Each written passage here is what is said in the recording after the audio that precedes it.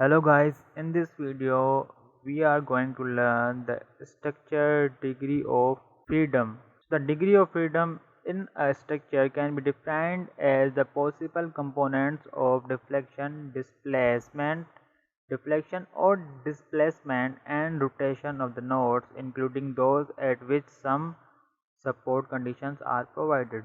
The degree of freedom in beams can be calculated by the formula 3n minus r, and we can denote the degree of freedom as DOFs, means degree of freedoms. Here n is number of nodes and r is number of reactions. Degree of freedom in trusses can be calculated by the formula 2n minus r, where n is number of joints and r is number of reactions. And now on frames, so the degree of freedoms in 2D frames can be calculated by the formula 3n minus r, where n is number of nodes and r is number of reactions.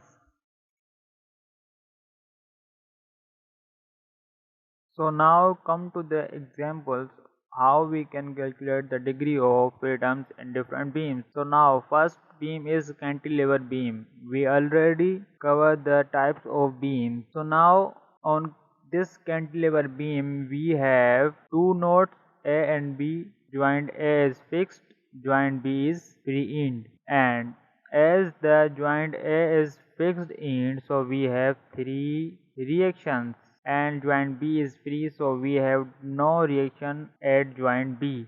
So the degree of freedom can be calculated by the formula 3n minus r, where n is equal to 2 and r is equal to 3. So degree of freedom comes out to be 3.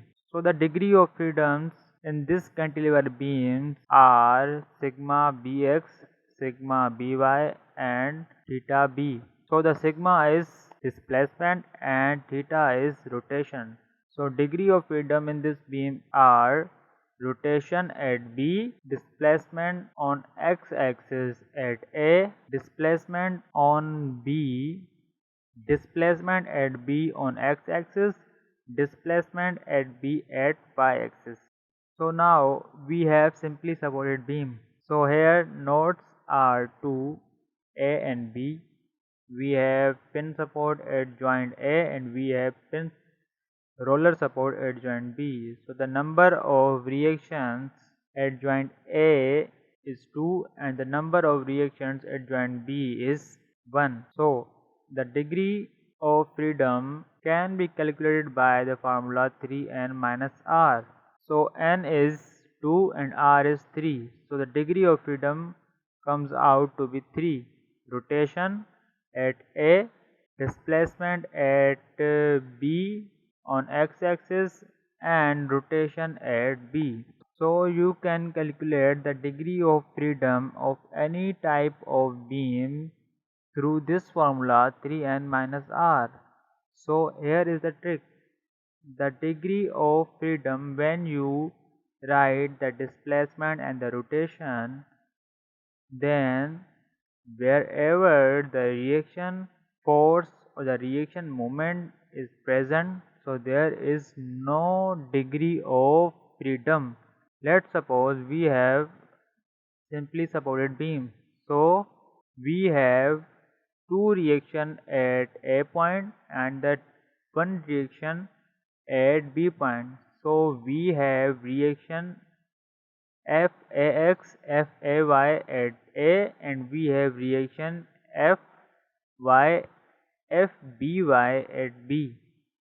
So the joint A cannot be displaced on either x-axis or y-axis because we have already reaction forces at joint B, FAX and FAY, and at joint B we have reaction force along y-axis. So the joint can be displaced on x-axis but not on y-axis, and the rotation can be produced on joint A and on joint B because there is no reaction moment either on joint A or joint B. So the trick is whenever the reaction force is present, so there is no degree of freedom at that point.